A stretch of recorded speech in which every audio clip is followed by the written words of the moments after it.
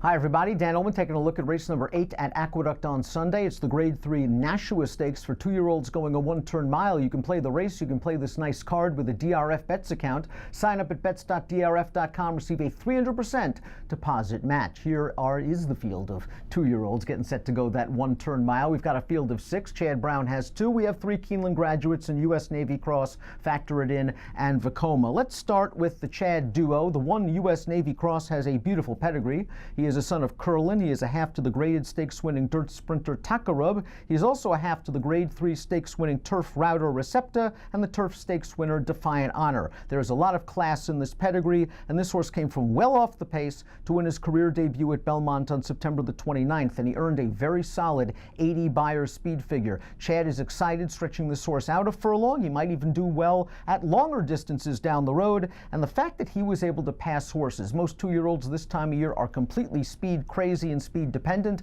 Not so with U.S. Navy Cross. He looked like an experienced professional in winning that race, and as we take a look at the Timeform U.S. pace projector for this race, he might get another good setup. The one U.S. Navy Cross we see far back, but that red bar indicates the Timeform U.S. believes that this pace will be fast, and U.S. Navy Cross, if that's the case, will be running at the end. He is perhaps the horse to beat. The number 2 is Factor It In, and Factor It In is one of 2 two-time winners in this field, the other being the number 6, Call Paul. I liked Factor It In's most recent race at Parks. It was a fast race, an 85 Beyer speed figure performance. He stalked the odds-on favorite on the outside going into the turn, just blew past that horse going into the stretch. Frankie Pennington kept him to the task to win by 6 lengths. I don't think he necessarily needs the lead or be pressing to be successful, so I don't mind this pace projector having him sitting just off of the pace, but he's going to have to stretch out from 6 furlongs to a mile, and there's a lot of speed on the bottom of this pedigree.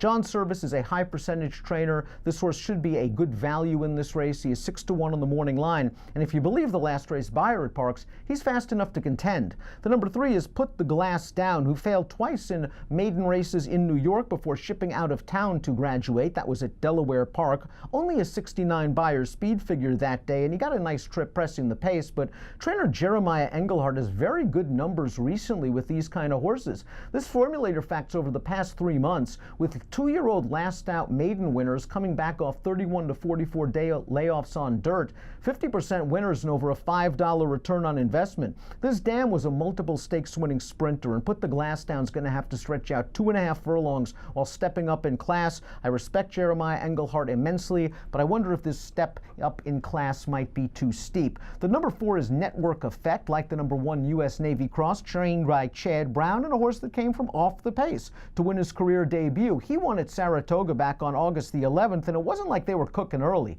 They were, the half mile of that 7 furlong race was completed in 47-1, not fast at all for 2-year-olds, and Network Effect was still able to rally down that field in nice fashion. Now, he got sick after that race, and he's missed a little bit of time, so I wonder if he will be fully cranked up for this Nashua, but a fast pace would work to his advantage. Network Effect looks like an interesting horse to follow. The morning line favorite is actually the number 5 Acoma, going out for trainer George Weaver. This is a son of Candy Ride out of the Grade 1 stakes winning sprinter Mona de Moma, who won the Humana Distaff. This horse looked good in his debut on September the 23rd. He ranged up 3 wide to take over the lead on the turn, kept to his business by winning by a length and 3/4, and the runner-up Epic Dreamer came back to win with a Beyer, I believe, of 81. Acoma draws well once again in here. I don't think he's going to make the lead, but he could sit off of it if possible, and he might be in a prime position turning into the stretch. He is a horse that I think you need to use in multiple race wagers. The 6 Call Paul is the lone graded stakes winner in this field. He took the Saratoga Special 2 starts back, going 6.5 furlongs,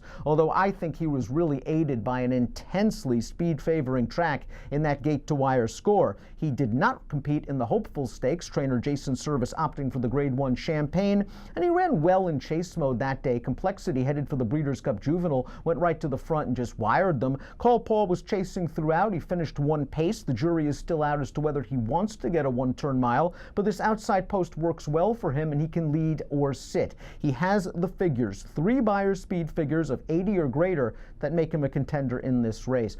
There are some strong contenders in here, and hopefully we'll see a couple of them in the Remsen and maybe on the Derby Trail next year. U.S. Navy Cross has some ability, obviously. Acoma looked good in his debut, but I want a price, and I think the number 2 Factor It In with his experience edge, having 3 starts. He and Put the Glass Down and Call Paul, the only horse horses in the race with 3 starts. His tactical speed and his fig from his last race, best of all, 6-1 on the morning line. I'll go with factor it in here. I'll go 2, 5, 6, and 1 in the Grade 2 Nashua. Remember to bet it with your new DRF Bets account. On sign up, you get a 300% deposit match at bets.drf.com. Approximate post time for the Nashua, 3:47 Eastern. Good luck.